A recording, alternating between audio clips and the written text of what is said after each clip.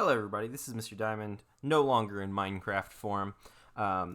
I had a couple of requests for people wanting me to work out some more example problems of stoichiometry before we move on to the more advanced stuff, so this is going to be me working out these two example problems.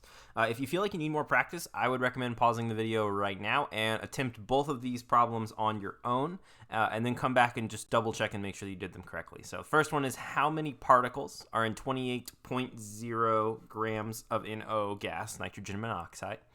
And then how many grams of iron is there if you have 4.38 times 10 to the 25th particles? In this case, again, particles can mean atoms, molecules, or formula units. Because this is alone, it's going to be talking about atoms. So it's how many atoms of iron we have. So again, pause the video. I'll wait for just a second if you need to before we actually start working out these problems.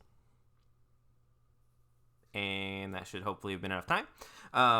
So remember, the key here is, for both of these problems, and for pretty much all problems that we're going to do this chapter, is that moles is the central piece. Moles is the thing that everything connects to.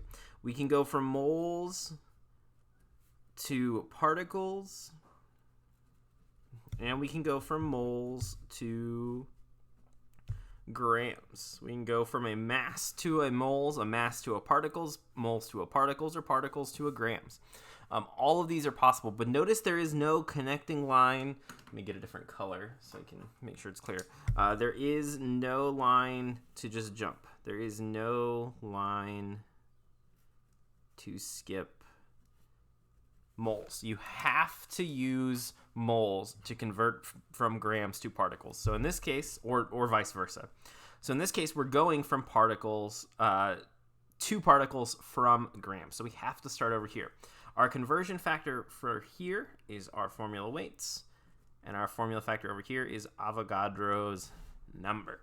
So let's start with our 28. So it's our first example. We've got 28.0 grams of nitrogen monoxide. Can we go from grams to particles? Yes, but we have to stop at moles first. So we're going to have to go grams to moles. And then we're from moles, we can go to, I'm going to write atoms. But again, it could be any type of particles because, this one is not atoms. This is nitrogen monoxide is molecular, so this one's actually molecules. But again, molecules and particles are just interchangeable, so don't let that confuse you.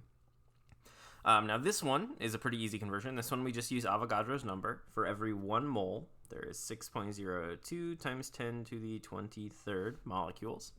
Now for this one, though, we are going to have to solve it. So nitrogen has a mass of 14.01 grams.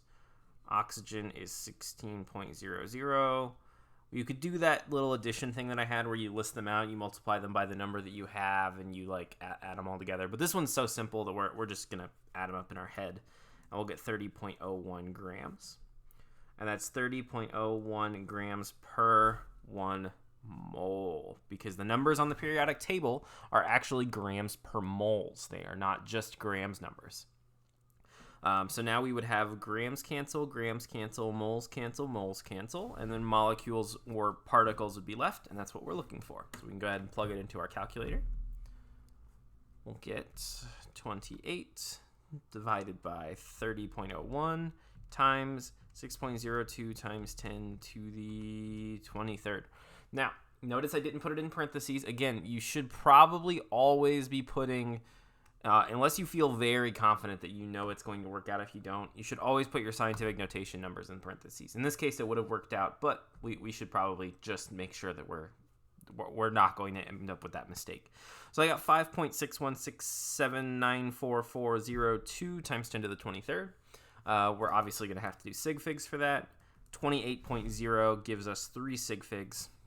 So our answer will be 5.62, because remember, all of these count as sig figs. And then this part, the times 10 to the 23rd, does not count towards sig figs.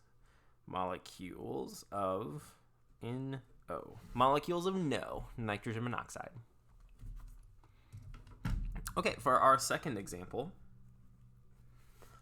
This time we're starting with 4.38 times 10 to the 25th particles. Again, this one's technically atoms, but it's of Fe. Can we go from particles to grams? Yes, but we have to stop at moles first. Moles is the central conversion point.